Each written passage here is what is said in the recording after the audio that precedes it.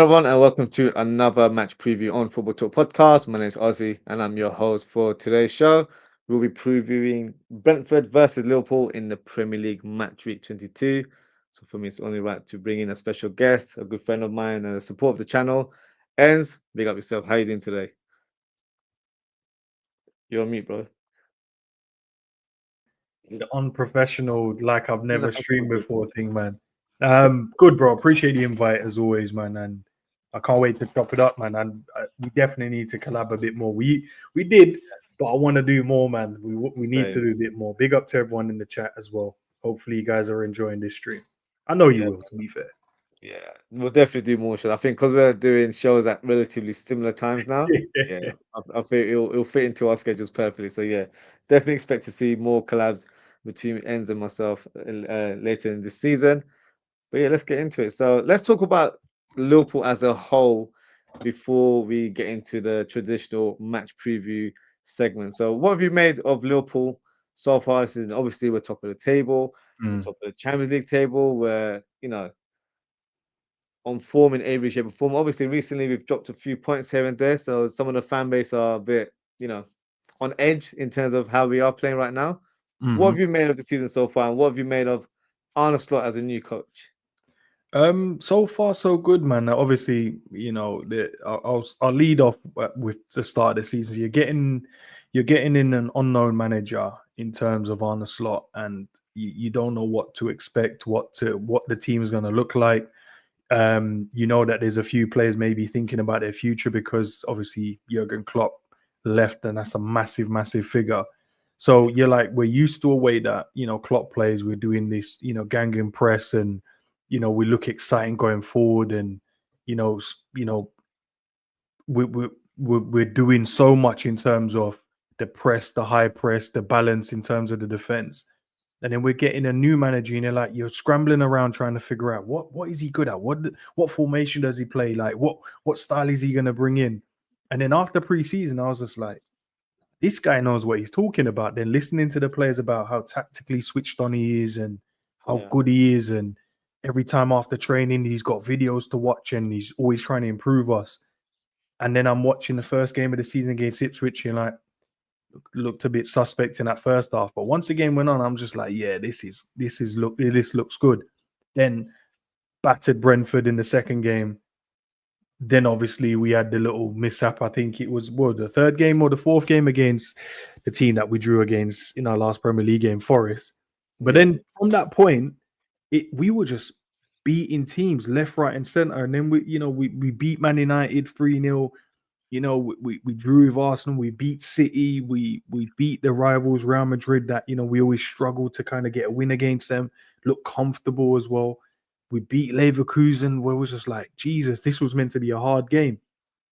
So I'm watching the football going, wow, okay, there's something here. We're playing this new double pivot, and we're rotating, and the boys look excited, and we look a bit more composed, measured. And then and then they've made me believe that we can go and win the league. I did think we could at the start of the season, to be fair, but the teams now made me believe that they can go and win it. But into the last four games, I want to say, feel like there's a bit of, I don't want to say gaps have appeared, but I feel like there's a bit of I don't know, man. Feels like there's a bit of hole somewhere in the team now. I don't know if the combination between Gravenberch and Mack is working as it should currently. Um, Mo Salah not scoring or assisting in his last couple of games. Nunes can't score a goal. Jota just come back. Diaz and Cody getting rotated. Like it's just so much kind of going on, especially the start of the year. I just want us to get back to just being so controlled, measured, and winning games of football again. But yeah, yeah. I'm happy, bro. I'm happy. I can't complain. I Yeah, shouldn't complain, no. but with Liverpool Football Club, there's always a reason to complain. There's always a bit of drama, whether it's Mm, fans getting restless in terms of signings coming through the door. Or like there's always something that Liverpool fans are barking about in some mm, shape or form. But I totally agree with you because for me, the most refreshing thing about Anslot is his calm and composed way of playing football. Like I feel like with Jurgen Klopp, we were quite one-dimensional, where We Yeah. knew what the team set was going to be. It's going to be end-to-end type of football. But I feel like we became a bit more predictable at times, and our squads have never been big squads due to our own Mhm. really investing fully into the squad. It will be always where it's just enough to cover grounds for all competitions. So when you don't have a big squad, it's very difficult to play that type of football throughout the whole season because we start off really well, especially in the last few seasons. But towards the second half, we kind of fizzle out a little bit, especially, Mhm. ironically, January, February is the time where we do kind of drop a bit of speed or we look a bit leggy in terms of our engine, in terms of how we play. So for me, it's been quite a different approach, and a lot of fans weren't with it. Some fans still aren't, to be fair, but that's probably another debate. But Mm. they're still not. They're still comparing Jurgen Klopp football to how Arne Slot is playing football. So for me, that's not the right sort of parameter to judge two coaches. Every Mhm. coach is different in terms of how they see football is being played. It's played differently all over the world. So you've got to take the positive out of what we've got. I feel like we've got a coach here who's quite strong-minded. I feel like Yeah. he's a winner in terms of how he talks. He's very transparent. He doesn't really, beat around the bush. He says I it how love it that. is. And I love that as well. I feel like it's refreshing to hear that. Sometimes I feel like he's a bit too open. So when he's like revealing tactics and game plans and stuff.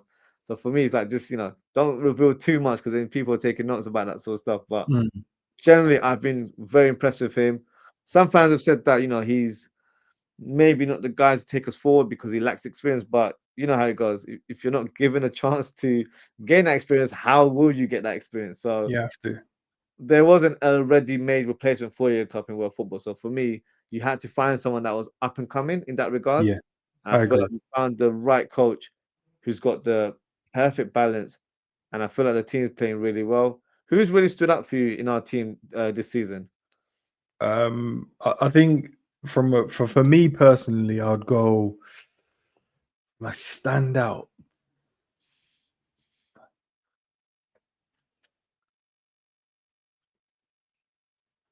Nah, I don't even maybe Kelleher, I'd say, or maybe the consistency of Gakpo. I think those are probably the two. I listen.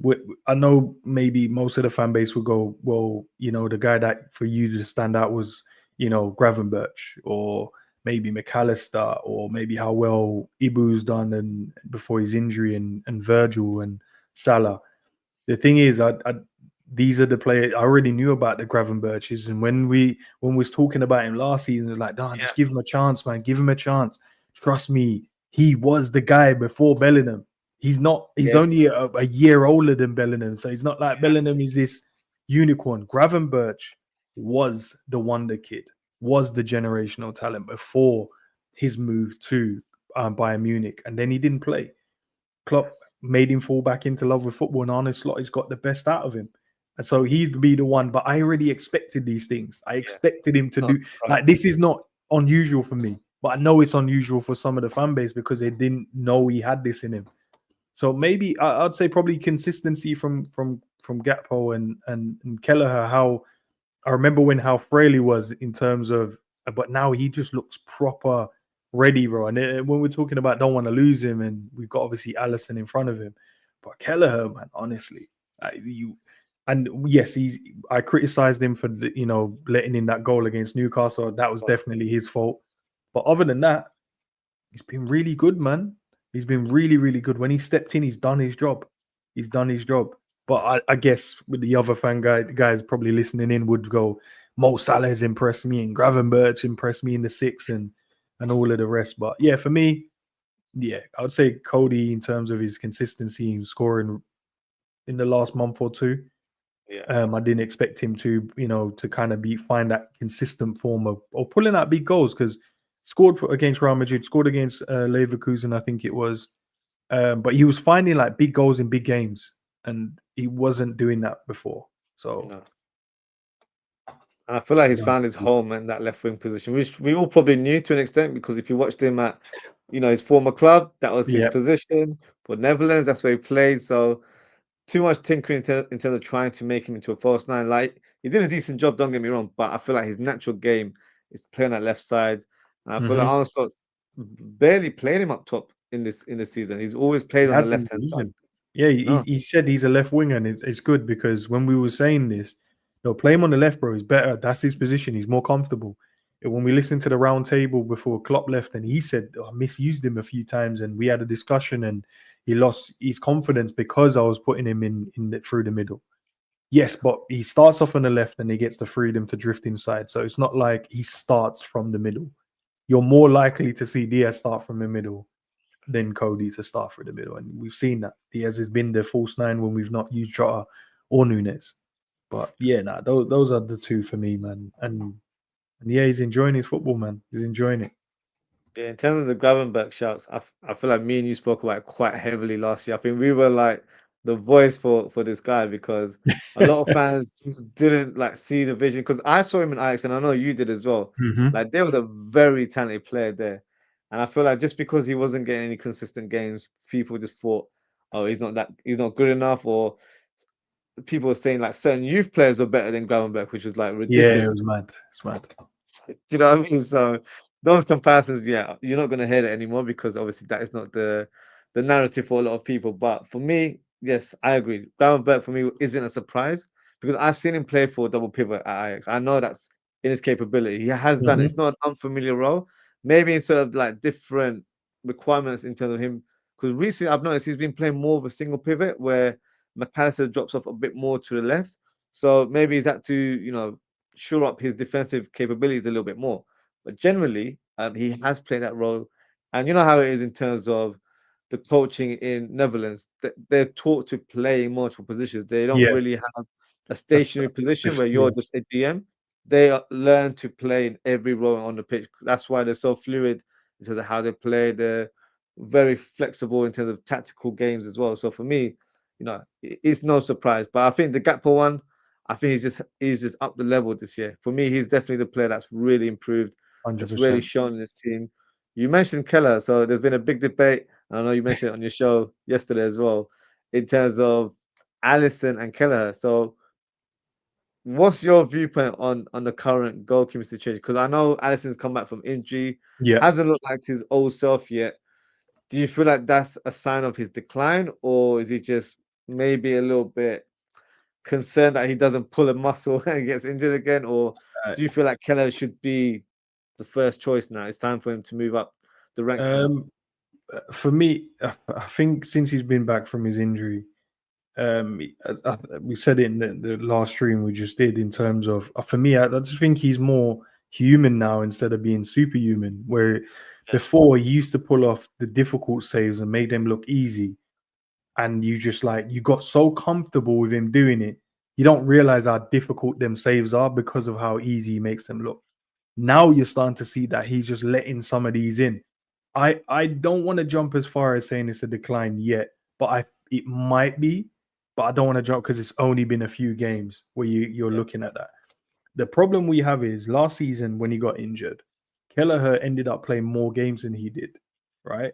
And when Kelleher was in goal last season, it didn't feel like there was a need to rush Allison back. You know, like sometimes when you yeah, put in the second goalkeeper, you're like, nah, yeah, you can see little things. You're like, nah, we need to get our number one back. I yeah. never felt like that from last season. And Same. even going into this season when Allison did pick up another injury, I didn't feel like there was a need to rush Allison back. Uh, And that's not to put any shade or knock him because I feel like every time you try and elevate a player, it means you're dissing a player. And I'm not doing any of that. You can still elevate someone and still respect someone at the same time. Both can be true at the same time. So what I'm trying to just say is Kelleher is put himself maybe not on the Allison level in terms of being as good as him yet, but the gap isn't as far no more in my personal view. I don't think it's that far. But you're also talking about Kelleher's way better with his feet. There's a lot more calmness when Kelleher is on the football pitch. We using his feet. And I'm not saying with consistency, could he end up making mistakes? Yes. And I don't want us to just beat Kelleher with the one mistake and say now he's rubbish, which we have a tendency to do as a fan base. But I'm looking at it and go, Kelleher deserves to play now, bro. And that's not to go throw Allison on the bus. I just think he's done enough now to go, yeah, I'm good enough. I am good enough now to play. And that's why you can see the kid wants to go somewhere else. And yes, as you age, your reflexes are gonna decline, your movements are gonna decline, but it's not declining as like an old person, but he's an athlete and a prime athlete, Allison.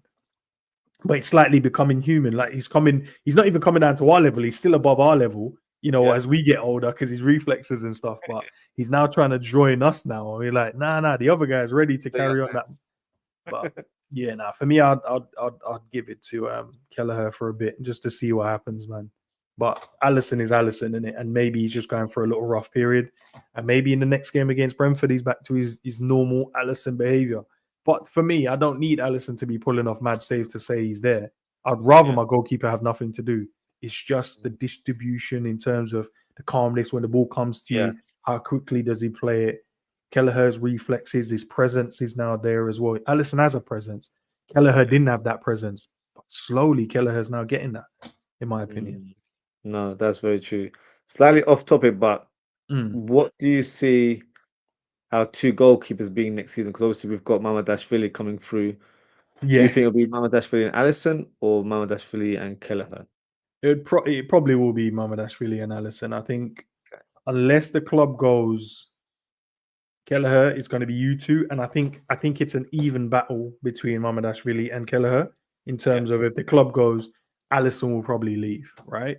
And you two now, who wants it can have it. I think Kelleher then stays, but if it's Allison staying, Kelleher will go, Yeah. and then Allison will pass the torch on to Mamadashvili, to be the number one. I don't know when that happens, whether it's next season or not, or maybe during that season or maybe the following year. But if Allison stays, I think he passes the torch on to Mamdashvili. But as I said, I think if Kelleher is the one to stay, I think you fight out between the two, and I think they'll be great, both of them. To be fair, Yeah.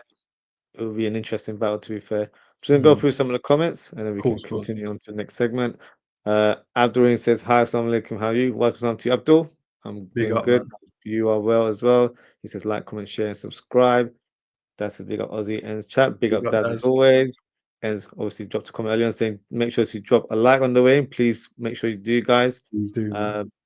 Daz says to never train today. Oh, who never trained today? It was Jota and Diaz, I want to say, but Oh, they okay, were doing different work. It was fine. yeah, they were So it's doing not a different stuff. concern in terms of their team selection. Okay, that's good to know. Yeah. Keeping it G, big up G says Enz is on fraud watch. He mentioned that on the show the other day as well. Yeah, Big up I've G as been. always. It's because I've been. So normally I'd pick a side, but recently, man, I've kind of chosen the middle ground, man. Because people keep getting onto me, man. So every time I try and defend the side, they get onto Yeah, me, so I'd never can win. But now I've been in the middle. I know, man. being diplomatic Get now. more love now, man. Get more. So I'll stick in the middle. Yeah, it's got to be diplomatic sometimes. Steve says, "Let's go, champ. Let's go, Steve. Big up, Indeed." Steve. Keeping G says, "Big up Ozzy every time. Big up yourself, G. And please, guys, make sure you subscribe to G's channel as well." G says, "Ends does Arna need new quality signings this month to help win the title?" A striker would be great, Steve. A striker would be great. That Yeah, will do it for me, man. Getting a, a, a good striker, I think that's what will help us get across the line. I think that's what we need. I think that signing like a top quality striker, it will send shockwaves across the league. I think that would be like, you know what I mean? What's going on here? yeah. No, I agree. You know what frustrated me in the Nottingham Forest game was Mohamed Salah's performance because he made Nico Williams look like a prime Premier League defender. And Hmm. not saying because he's a former player there's any shade, but he's not that great. So I feel like Salah went a bit easy on him, didn't really go full force on him. And I just felt like, obviously he could have ended up being the match winner in the end. He had quite a few chances towards the end of the game. But I feel like his general play was quite poor. So that is something I feel like as a team, I think we're very heavy reliant on Salah in terms of the creativity element and then getting the goals. And I feel like our striker is not really being a striker now. Like we're playing Diaz, who's more of a false Mm. nine now. So Arsenal for me just needs to identify what type of striker he needs because it's not quite clear. I think I think he wants a number 9 because of the way we play our system, where you've got your number Hmm. 10. Right now, Szoboszlai is drifting a bit more towards the other side, and he's not really playing a bit more centrally. Once we have that number 9, they'll be a little bit more further up. But then that number 10 is able to roam around and try and be a bit more of a creative spark and a goal scoring force in those sort of deep positions. So yeah, I agree. I think a striker would be amazing. If you had to choose it, Enz, which striker would you sign? Um, if you want to send Shockwave, probably the most informed striker in the league, and that's Isak. I think Yeah, that's he wasn't my first choice before because I was trying to identify what on a slot wants as his striker. Does he yeah, want a creative forward, or does he want someone that's really lethal in front of the net? But I'm just looking going now. I think Isak could probably fit both sides of that. yeah. But He he does fit wasn't my well. first choice, and I even though I know he's a good player, but he's only really had a good 2 months now. He had a Mm, good December, and he's carried that on into January. Before that, he wasn't scoring at all like that. no, But he's he's got a quite lot of his injury goals. He prone got as 8 well. last month, and I Mm, think he's on 2 or 3 already this month. So that's where he's got these bulk of his Premier League goals. I think he's on what, maybe 15 now. So if you yeah, add that together, you're talking about 10 goals in the last month or two. For Premier League goals, I'm talking about here. yeah, So you're talking about 10 or 11 Premier League goals. So you're talking about September, October, November, or August, whenever we start the yeah. season. You're talking about in them 3 months, 4 months, he only scored 4 goals. So this is what I'm saying. Sometimes we have to realize what's going on instead of just going, nah, it's been great all season. No, he hasn't. But No, you're asking me, that's the guy. He's probably the I right think in guy. terms of the consistent striker in the league, for me, it's probably Chris Wood because I feel like he's been Yeah, he's consistently been, yeah. level. It's from the beginning. Whereas you're right, because Isak's on 8 goals in 8 games right now, so he's on a hot streak right now in terms of scoring goals. So yeah, for me, he's the guy as well. Whether it's a realistic signing, I have no idea. I Just don't know because this of time of the season, innit? It's gonna be big yeah, money. yeah, it's inflation's like season when you're trying to get a player of that quality in January. So Mm. very unlikely, but we'll see. You never know. Steve's asking, is this squad only built to be in a race to finish second or fourth or not win the race? I think he's good enough to win. I predicted us to win the title. This squad currently, but that's obviously factors in that no injuries and players being on form. Obviously, throughout a season, you're going to get injuries and players going to lose form. But yeah, I think that you've got 6 forwards. I think it was like 8 midfielders.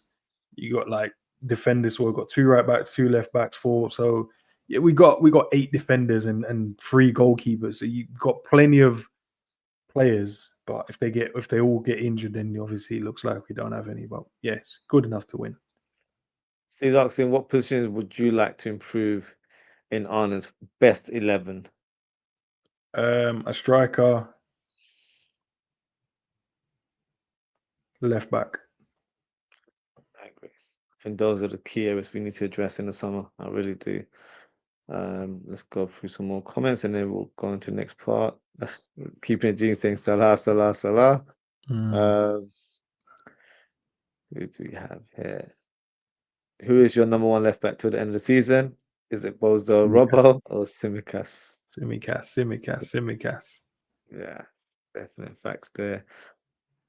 We can actually talk about transfers now. So a lot of speculation in the last few days. Darwin Núñez linked with a move to Al Hilal, where Mhm, apparently, whether we believe it or not, a £70 million offer was made and we rejected it very instantly on the assumption that, because it's the opening offer, Al Hilal might be willing to bid more money on top. Whether that's, any truth to that, we don't know. mhm. What did you make of that speculation? Would you have accepted that offer as well? Yeah, so I did a stream on it as well, and Yeah, I was asking the question, but I'm like, there's no way. Like, it was hard to believe that the striker that you're saying the fan base is saying the manager has fallen out of favor with him. He's not first choice. He's not even second choice in some fans, some of the fan base's eyes. That we're gonna go. We spent, let's say, we spent 85 million on him. I think it was 65, and it could raise to 85, right? yeah. So for them to offer us 70 million and we go, no, no, no, we don't want that. That didn't make sense to me. Uh, So I'm choosing not to believe it, but obviously we have to create content. We have to speak about these things. But for me personally, there's no way that you're telling me the club decided to turn 70 million down, especially when, if the rumors are to be true, they're saying Isak is 150. So you're like, that's already given us half the money now. So we can Yeah. now just put a bit on top and Mhm. and challenge that. Do you guys Yeah. really want 150 or do you want 110? We can give you 110 or Yeah. 115 or Yeah. maybe 120. We just add 30 or 40 on top and see what happens. Yeah. But yeah, we'll never know if it's true or not, man. But for me, I can't see that being true. There's no way you're telling me we turn that down. Because when I was trying to tell people like, nah, I think you can get over 50 million for Nunes. They're like, nah, he's not even worth 10 million. I'm like, nah, trust me, you can. You can get Yeah. that. And seeing that bid there shows if it is true that you can get Yeah. that. I don't know if it's true we turned it down. If it's true, yeah, that's a wild one. Because for me, I would have bitten their hand off for that offer. 70 million for Darwin Nunes. That's when you Yeah, tell him, yeah, listen, bro, I know maybe you don't want to go there, but we're looking that's to accept it. And like, and if you don't move because you're out of favor, you might have to just hold the reserve thing. But I don't know. yeah, yeah. You never know. It's sticking with Al Hilal. Apparently, they are trying to get Salah on their side. Until that was a rumor today that they're willing to offer him a huge contract in order to sway him to the Middle East. Mm, What do you make of the rumor? Because me personally, the link to the club doesn't worry me because I feel like Mohamed Salah could go to the Saudi Pro League when he's like in his 60s. Like that yeah. that move will always be on the table for him. It doesn't Yep. matter if he's on form or whatnot. To have Mo Salah move over to the Middle East, that's a huge statement at any age of Yeah. his career. So for me, from what I hear of him in terms of how he speaks and how he communicates in interviews, he's not looking to leave Europe anytime soon. He wants to No. continue breaking records and continuing to enhance his legacy, especially as a Liverpool player. But my concern is that we're mid-Jan right now. We've Mhm. not really heard any further discussions about a contract update. In fact, Mm. none of these players have been offered a contract right now, from what the Yeah, sources that we've we've heard. done, yeah. So, how are you feeling about the current speculation about these three? Because it's all good and well talking about transfers and getting players to come into the team, but I feel like this is more important. This needs to be addressed before the close of the season. So, how do you feel about this current contractual situation? The Mo Salah, I think you're perfectly right. I think the Middle East move will always happen. It Yeah, will happen eventually. But I feel like you're right, and I believe to be true as well. He doesn't want to leave Europe yet. There's so much more he wants to achieve and do. He doesn't believe like he's going to decline at any point, in the future. He feels like he can probably go for another 2, 3, 4, maybe even 5 years at the top level because of how in shape he keeps himself, how determined he is and how switched on he is, or even how aware he is in terms of what he's capable of doing as well. The contract part, listen, we just have to kind of wait, man. I've kind of made peace with it now. mm, Um, the first bit was when it was you've got a year left. I'm like, okay, let's see if we can figure something out in the summer, or maybe can we figure something out in as the season is progressing. Once it became 1st of Jan, then they could speak to different clubs or agents can go out there and look, or maybe push their clients elsewhere in terms of feelers out there. Okay, Mo's or Virgil or Trent is possibly looking to move. Maybe what can you guys offer? Maybe to try and trigger Liverpool into doing something. Um, but once the 1st of January appeared, bro, and we didn't start doing anything, I just went, well, why am I going to be stressed out now? Because even if even if they don't sign, they could have signed from the 1st of Jan. So throughout this whole period now, I now know anything is possible. But listening to what the players are saying, Virgil loves being the captain of this football club. You can see that how much it means. He thinks he can play at the top level. So I'm not worried about the Middle East move for Virgil. I'm not worried about the Middle East for Mo Salah yet. It's more maybe Trent. I think when he speaks about legacy and stuff like that, does he want to go and win elsewhere? Which is fair to him if he wants to go and do that. But at the same time, I look at Trent as well and go, he wants to be a Liverpool captain as well. So the factors are there, and I feel like these all three want to stay at this football club, but they want to be shown their value, or the club, reciprocate their what they've done in terms of the achievements they've done for this football club. So they want to be paid in kind. But the club is going, well, you have to give us some leeway as well. You can't just expect us to give you like a 4-year deal with mad money because we don't know when your decline will be. And if your decline happens and we're paying you mad money, we're going to be the ones in the shit because we're going to want to sign new players, but we've got 3 players on crazy money and 2 of you are now declining and we can't go and sign no one else. From a business standpoint, as a fan, you'd be like, well, who cares? You should just go and buy players anyway. Who cares? Just give them what they want so we can, and then we still buy players. But that's not how football clubs are run these days, man. It used to be you just pay your Yeah, players and you get your players in and they do what they do. And if they want to leave, they leave, and then we get someone else to replace them.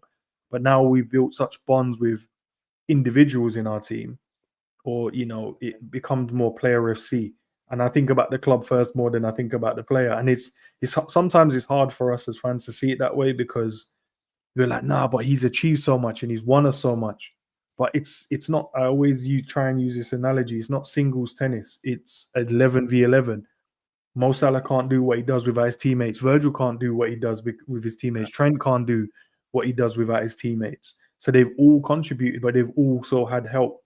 And the other guys, you'd say more so, because Mo can't have the freedom to go and express himself and get the goal if his teammates ain't running around trying to do the dogged work for him. Virgil can't, sometimes have an easy game if his midfielders ain't working their ass off in front of him and the strikers are scoring goals to make it easy for him.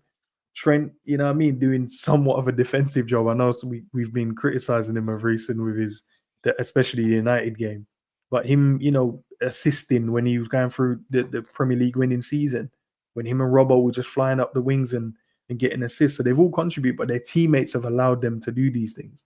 So when they leave, we'll get someone else to replace them. But yeah, the contracts, I can't be bothered no more with it, bro. yeah, Honestly, it is what it is now. They sign, they sign. If they don't, they don't. And yeah, we just have to just live with that as fans, man. I don't want them to leave, but of course. if they leave, it is what it is, man. What can you do? I share the same sentiment because for me, it's like obviously as content creators, we have to talk about it because it's always like a talking point on a weekly Yeah. basis. But for me, it's just like frustrating to talk about because there hasn't been any progress, and the sources that we hear mentioning, oh, Trent is, seduced by going to Real Madrid, or like using these kind of phrases, and then the next day is like, oh no, he wants to sign a contract at Liverpool. So no one knows what's going on. Let's be brutally honest. So if no one has the knowledge or the understanding of what's going on, I personally can't react to sort of false news or false narratives. For me, it's like until we don't know officially what's happened, we just Mm, have to sit tight and wait and see what happens. That yeah. is literally the matter because there's no point of stressing about a situation where we don't know what's happening behind closed doors. For all we know, it's probably all wrapped up and they just want to announce it at a certain time, or there's been no progress whatsoever. So until that day comes, we'll have to wait and see. Just got a comment here from Steve saying, Enz, who do you blame for our 3 players being in the last 6 months of their deals? The previous regime, so Klopp and Yeah, his staff and the previous sporting director, because they were here and they knew that these players had a year left anyway. And what they've done is they've left Richard Hughes and Arne Slot and the new guys that's come in to kind of, well, you guys deal with this now. yeah, You guys that's handle it.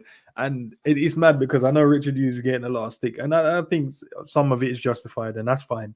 Um, but I just want to lay it out. This guy come in, he had to then find a manager first and foremost that suited what we wanted, right? yeah, So on one hand, we're criticizing him because he's not signing players, but on one hand, he got us the manager that's put us in a position to go and win this league. So, but yeah, he's not getting the credit for that part. The other mm, side of that, you have to then also get in all of Arne Slot's new coaches and players and people that he wanted in. His next job is Arne Slot needs players. Okay, what players do you need? Right, I need Zubimendi. Didn't get that. Zubimendi changed his mind, decided to stay. He got in Mamadash really straight away. He got in Chiesa, and I know Chiesa hasn't really played yet to set the world alight. Then we got the big elephant in the room, the 3 contracts that we need signed. So just think about that. The first, you didn't come in and go, this is a settled environment, and now I just need to sign some players. You have to come in and find a manager, find the coaching staff, deal with the contract of one of the 3 major players in your football club, and then you also have to try and sign the new manager players at the same time.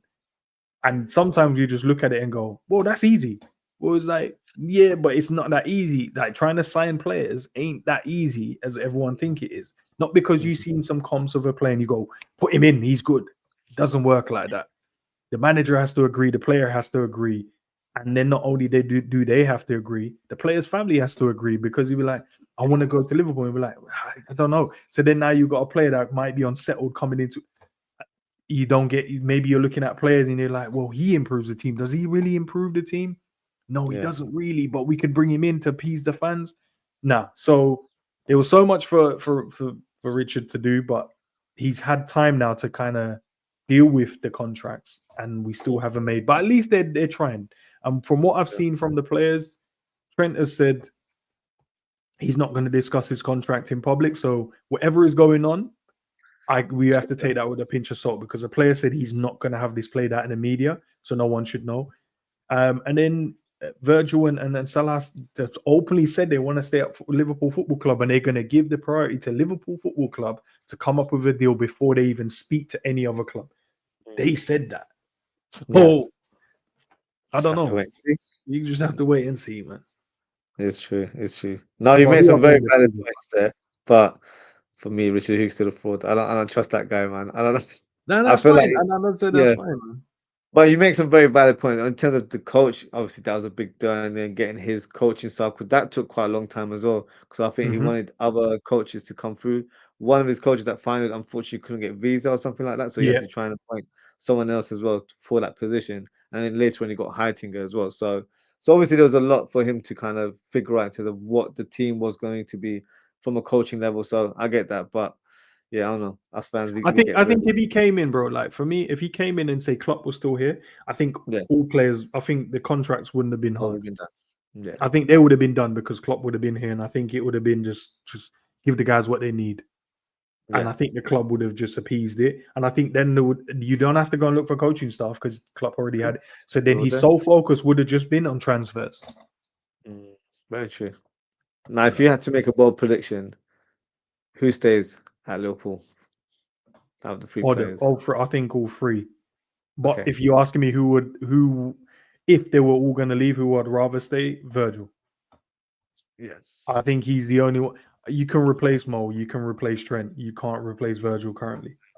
There's no, Yeah. and I know there's a lot of defenders' names out there that you can think you can, bro. This man and people are like, how can you want to replace Mo? It's not about replacing Mo. We had Suarez, we had Torres, we had Michael Owen, we had Robbie Fowler.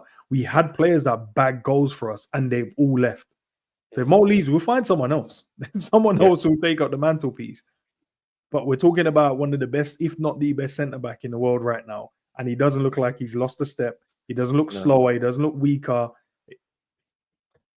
I don't want to It's lose very that true. man. And then Trent, yeah, he can spray his mad passes now and then, and he's good at assisting from here. But it's exactly with the Kelleher and Allison thing. When Mm. Bradley plays, I don't have an issue either, bro. I don't Yeah. feel like wow, the quality is massively dropped when Bradley's Yeah. playing.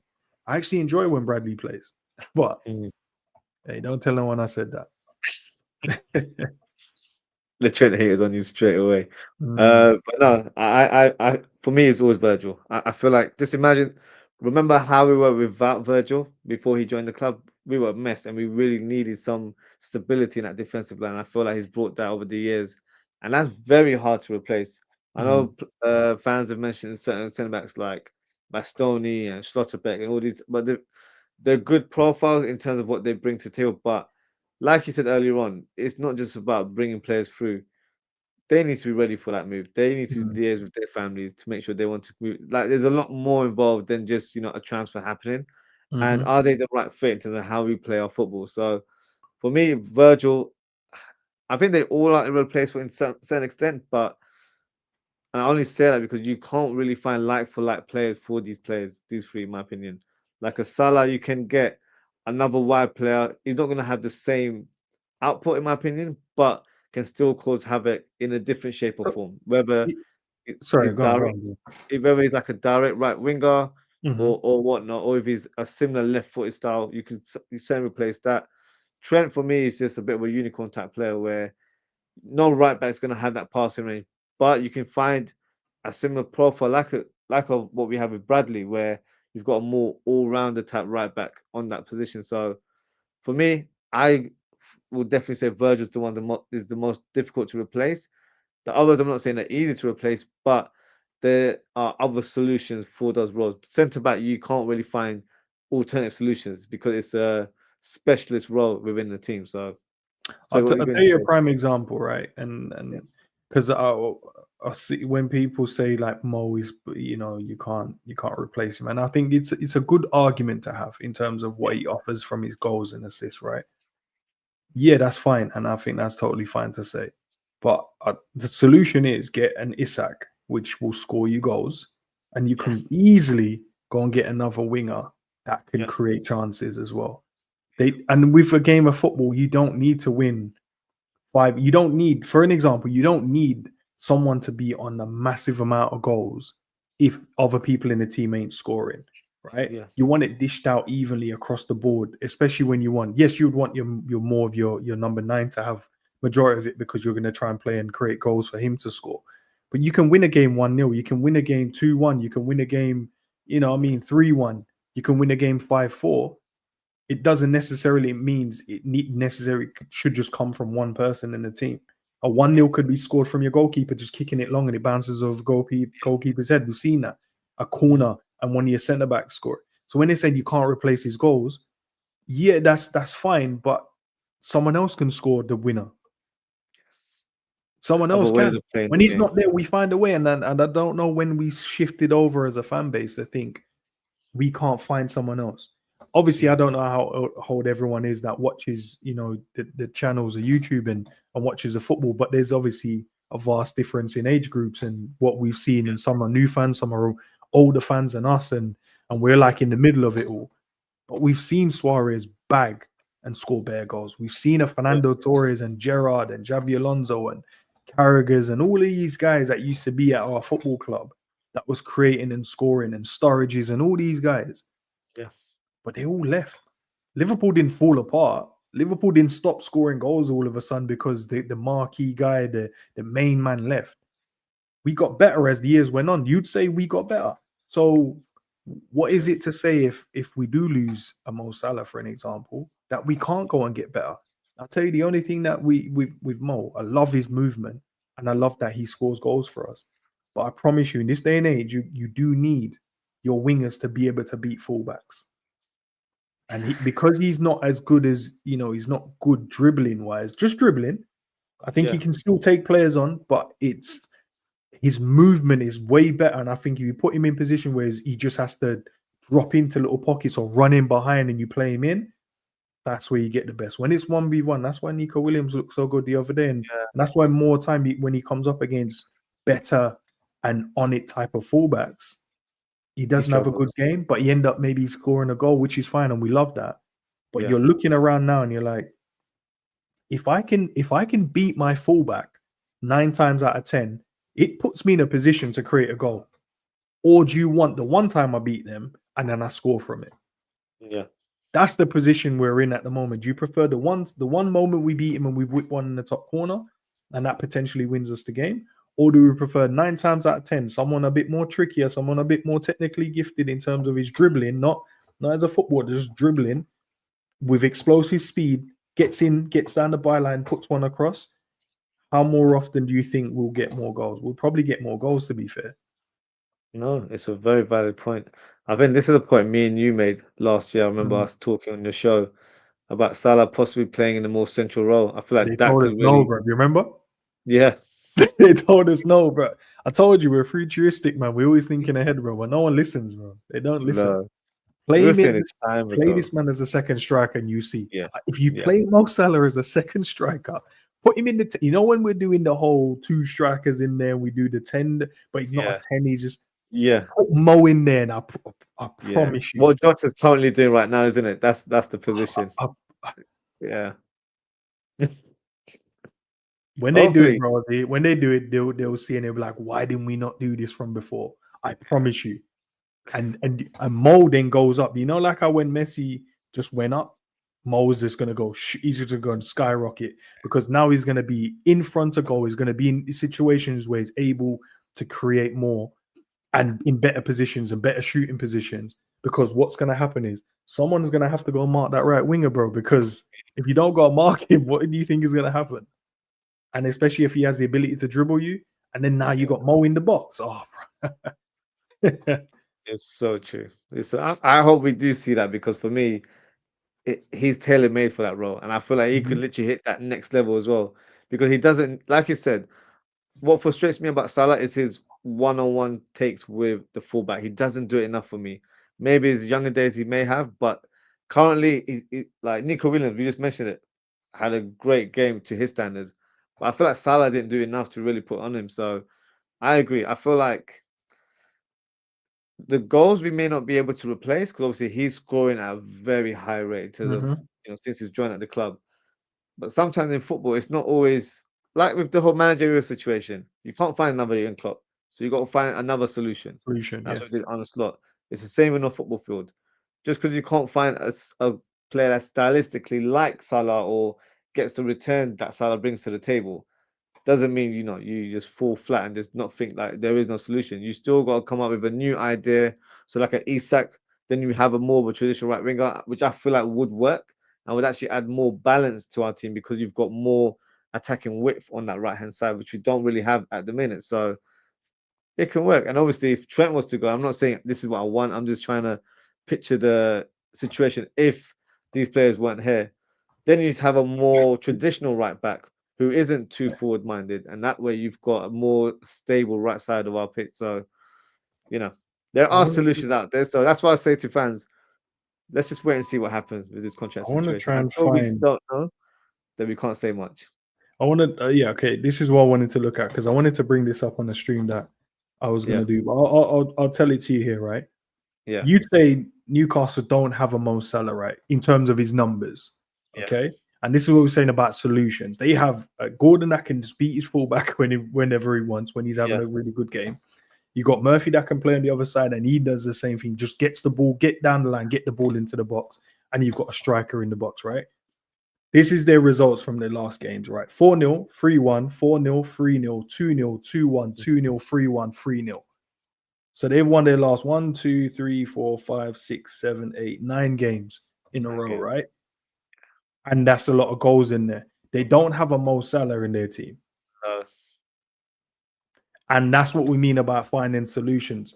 Sometimes it isn't just, yes, Isak is getting their goals now, but he wasn't getting them at the start. So someone must have been scoring them goals before that. yeah, Gordon numbers ain't massively good, but what he does is he's an absolute problem all the time in the games when they're playing. If you watch them play, but they found a solution and they found a way of a style of play, and they're getting results. So when Mo's on like 19, 20 goals, or you can have a striker on like Isak on 15 goals, and he's only started scoring in the last month and a half. yeah, But they scoring goals. We don't necessarily need someone with bags amount of goals, but we need yes, people to score to help us win games. yeah, When Torres left, he left, right? And we didn't think we can find another striker that was going to rack like he was. yeah. We found Suarez, and then we was like, Suarez, this man scored how many goals? Then he left. We're like, we ain't gonna. And along comes Mo Salah, bro. So yeah. when Mo Salah, when his time is up to pass the torch on, we'll There'll be find someone someone else, else. bro. There'll be someone exactly. Football doesn't stop.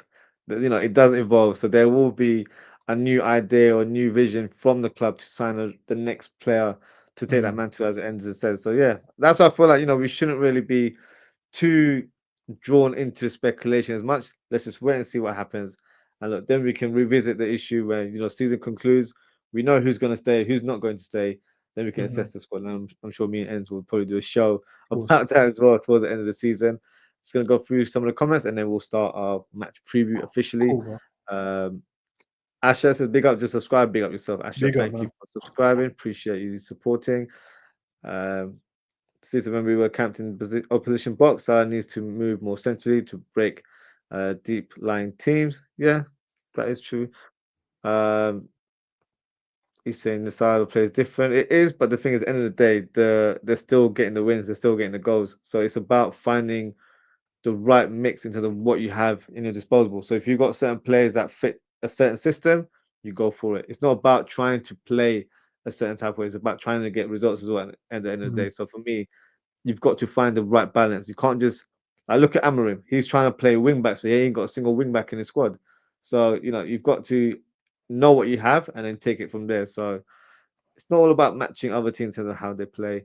Mhm. Um, Steve's asks, Enz, who's your Salah replacement in the team? And this is players I've shouted about before. Now the new wave, the Menyon I want, and I said it before. I think he's a cold player and Embuemo. Them two, and what people do, well, they can't get Salah's numbers. Well, we don't need you to get Oh, you Salah's need numbers. to, We need you to be effective, yeah, and effective means beating your fullbacks, getting into dangerous areas, and these men have the ability to score goals. I think Embuemo's on top goal scorers in the Premier, isn't he? I yeah, think he's on like 13 goals. yeah, he's in double So digits. you get those type of players in, and you get an Isak through the middle. Yeah, We'll find you're a way to laughing. score goals. I promise you. You're laughing because now the goals have been spread out, so he's not relying on one person. It's coming from all the front players, which is also a good thing as well. So no, I totally agree with that one. Okay, what we'll do, we'll move on to the match preview officially. So, in terms of our opponents, we've got Brentford. In the last 5 games, they've not had the best of times. They've lost twice. They lost to Nottingham Forest. They lost to Arsenal. They drew twice. They drew a 0-0 result Mm. against Brighton and another one against Man City, which was a good point in the end, considering what happened. And they also thrashed Southampton 5-0, which, it's not a hard one. A lot of people have been thrashing Southampton this season. What do you make of this fixture? Are you worried because our away form hasn't been great in recent weeks, or do you feel like this will be a bit more of a not an easier opponent in comparison to Forest? I feel like Forest were always going to play a low block.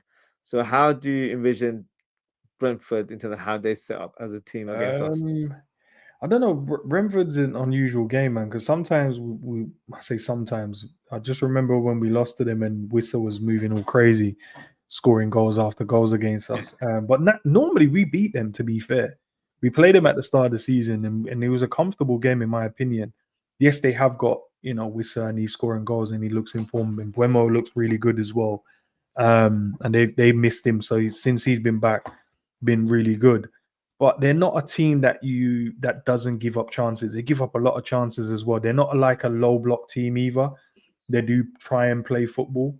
Mhm. Um, I think Thomas Frank's got them playing in terms of more of an attacking style than when he first came to the Prem. I think they're now a solid Premier League team now, so there's no reason for them to be this. Oh, let's just play safe now. They just think they can get results, and I watched them against Man City. Man City could have scored way more goals, to be fair, and it was just a late charge from Brentford to kind of get the result. So I feel like we normally beat them, bro. We normally beat them comfortably as well. It's Mhm. just yes, you mentioned the away form. It's only the last game against Forest that we drew. The other times we tend to win away from home. To be fair, maybe you have to double check it. I think our away form is better than our home form. Mm. Could I be. mean, we've only drawn when we played Chelsea. That was at home, right? And we beat Yeah, them. that was at home. When Yeah. we drew away to Arsenal. We and I think that's the only draw away. I'm trying to think. Did we draw to Brighton? No, we beat Brighton. We beat Brighton, yeah. Yeah, I No, can't. I don't can't. believe Forgive me, guys. I can't remember but I'm pretty sure our away record. It feels to me anyway, because it feels like I felt we've dropped points at Anfield. We lost at Anfield to Forest. yeah. We drew against United at Anfield.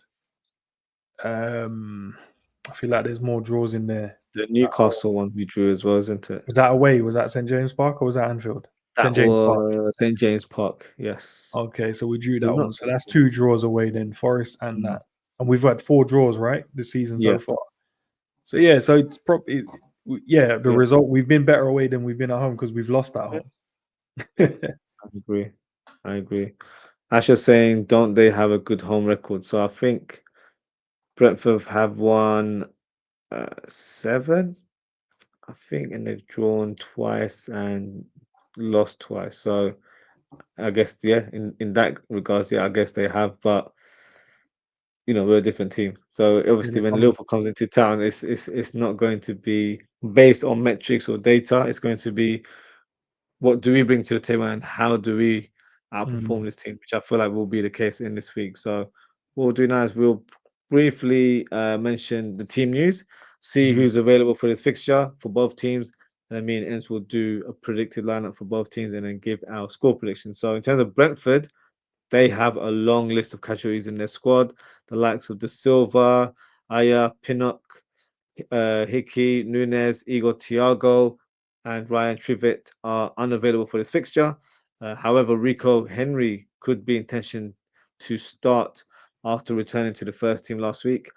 For Liverpool, Darwin Nunez returns to the squad after serving a one-match suspension, and Joe Gomez, fortunately, is still out for a few weeks and will not be able to return to the squad. I think me and Enzo are still hoping that he gets his goal one day. But Same, bro. Match whether it winner as happens, well, man. It just needs to that's be a all right. match winner, bro. It just needs to be an absolute screamer, match Yeah, winner, and we win the title, bro. Like that. That would just give. It will just. yeah, It will just. It will complete the circle for me, bro. it would. Win the title, Gomez to score winner. Yeah, like that Mm. company when he scored a couple of seasons ago, like that Like, kind of don't like shoot. scorch just out of the blue. That would be sensational. So hopefully, maybe Joe Gomez can break his duck this season. So what we'll do now, we'll present a graphic to predict the lineup. We'll start with the home team, and that is Brentford. So let's start here. Now, in terms of the goalkeeper, safe to say, Flecken will start in this Yeah. one. What do you make of it? I think he's had a decent season for Brentford. Um, I just think he's just an average goalkeeper. To be fair, bro. There's nothing I see from him that got nah. I think he's got a good bit of distribution from him, but yeah, I don't think he's. I think they can get better for some They reason. can, I feel like maybe even a Kelleher. I know maybe that's a drop down in level, but there's players like that out there waiting yeah, to for a club to be first team. it's But very true. Flecken's decent, but yeah, he's all Yeah, right. Mo we might Salah be better. seeing a former Red in Vandenberg, which because he's been playing centre Mm, back in recent weeks, so he could be playing there. So he'll be visiting his former club. Um, On the right, safe to say will be Rosalev, I think, on that right hand side. mhm. On the left back, even though Rico Henry is available, I don't think they'll risk They him. can't play him against us. There's no way.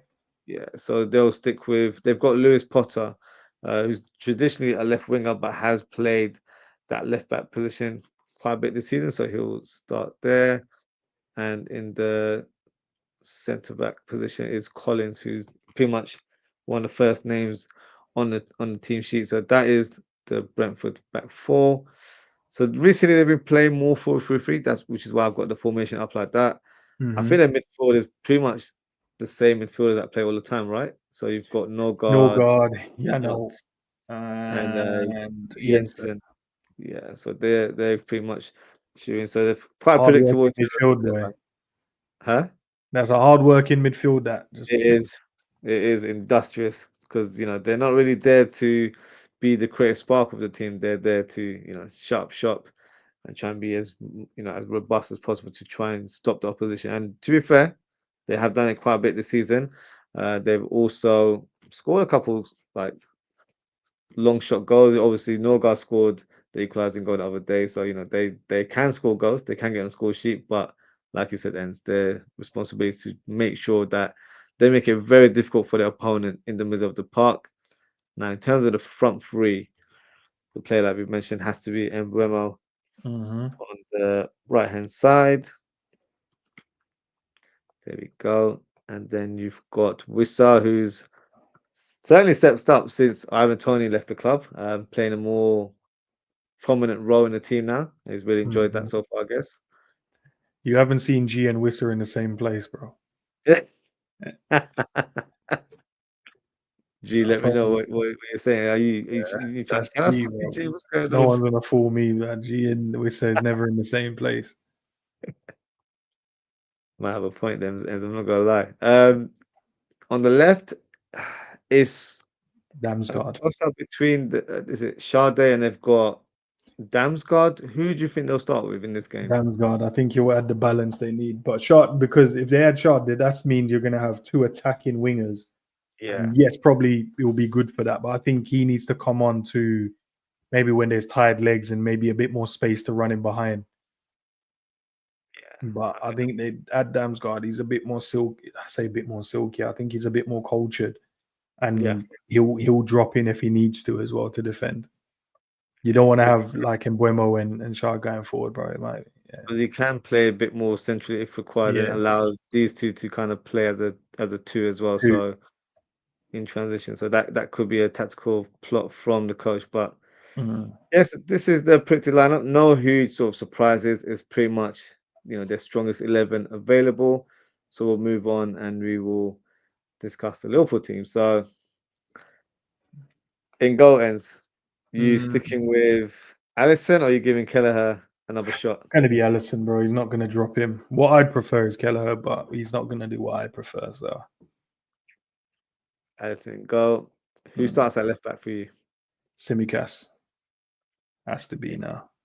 I agree. I Give totally him the agree with that. opportunity, man. No, Go and do your he job. deserves it. I think he looks fully fit now as well. He looked a bit rusty in that Tottenham game that we played, but I feel like he's just Yeah, gained more momentum going, and yeah, he looks like he's ready now. So good to see him back in action.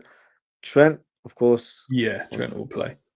the right hand side, and then you have. Would you start Konate in this one? Yeah, yeah, yeah. You have to. They've got massive players, man. That Brentford Plenty. team. Yeah, you need to start him. You need that pace as well because Embuemo and Wissa are quick players, Yeah, man. So you're gonna need the speed. no, most definitely very quick players on the counter.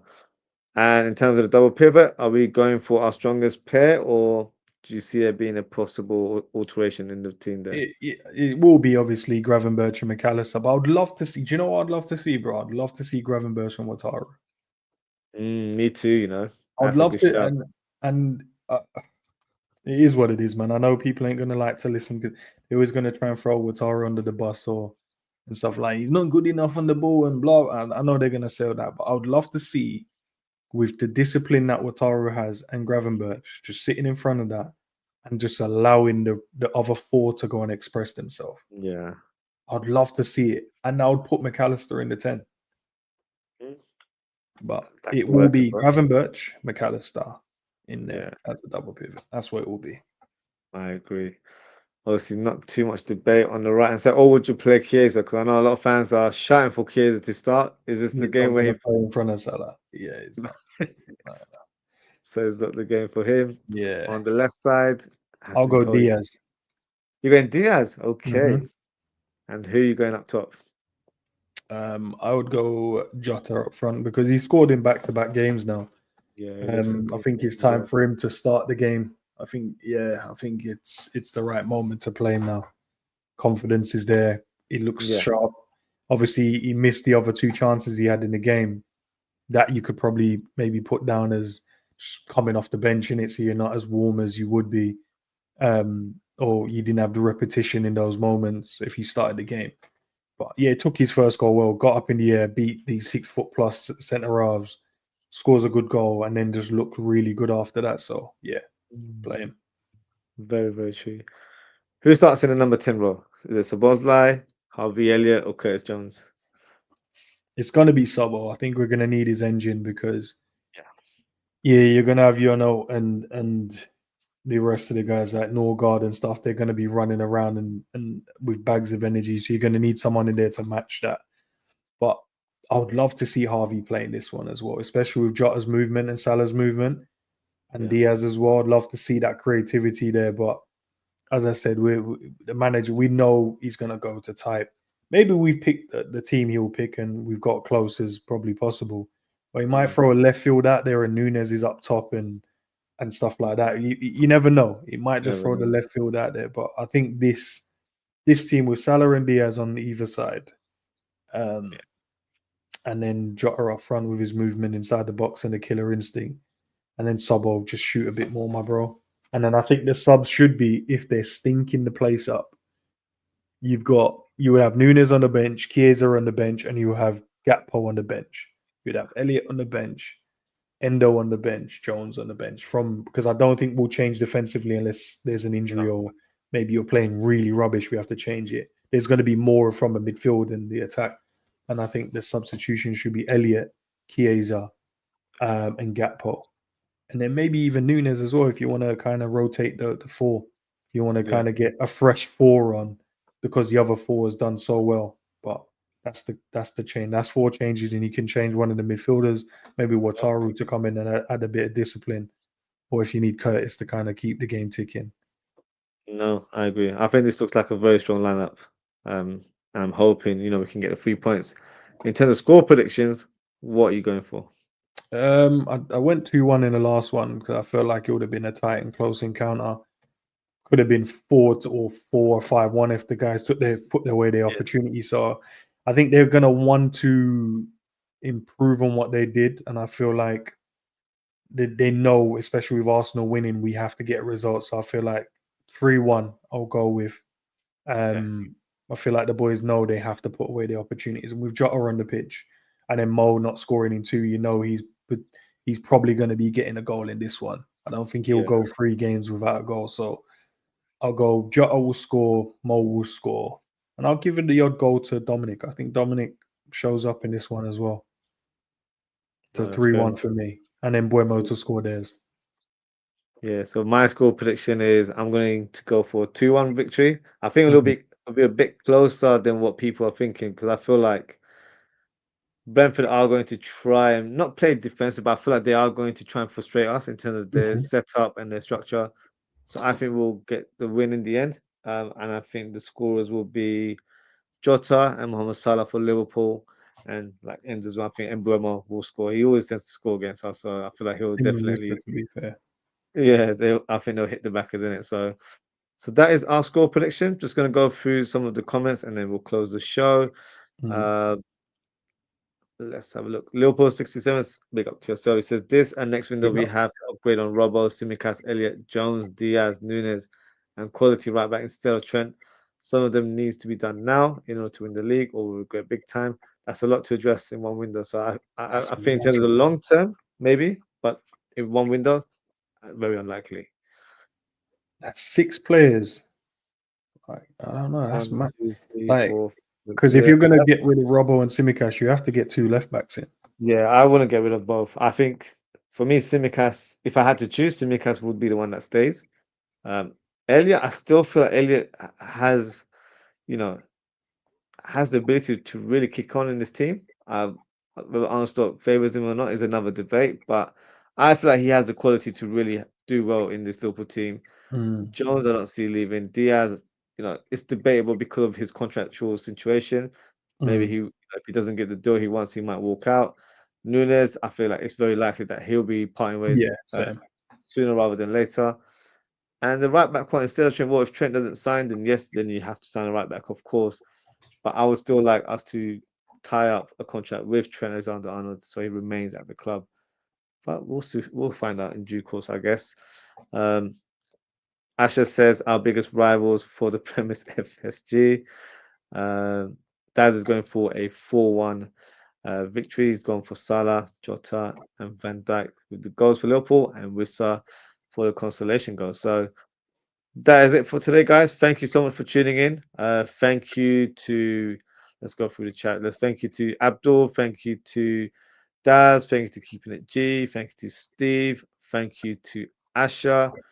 Um, Thank you to Liverpool67. Appreciate your engagement as always, guys. If you haven't already, please don't forget to like, comment, share, and subscribe to the channel.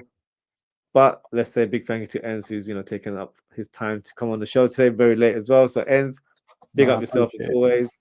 Appreciate you coming on today. Please let the people know what you've got going on this week. Tomorrow, 10 p.m., I'm going to be doing our preview in terms of, but mine's normally kind of short as well. To be like, mine's going to be short, so you don't want to miss it, guys. I think tomorrow is when he does the press conference as well, so I'll chop that up as well if there's any details in there that we need to speak about, and then I think that way I will have an idea of what the injuries may look like, assessing the squad, any transfer news as well. And same as how Ozzie's done his one, we'll do our prediction in terms of the team, and we'll do our score predictions as well. Um, And then yeah, man. But 10 p.m. every day, football with Endz. Very simple, guys. And make sure you just, you know what I mean, subscribing and smashing a like on this video as well and sharing it out there. Yeah, big up yourself, Enz, as always. But yeah, thank you guys for tuning in. Take care, stay safe, and I hope to speak to you guys very, very soon. Goodbye.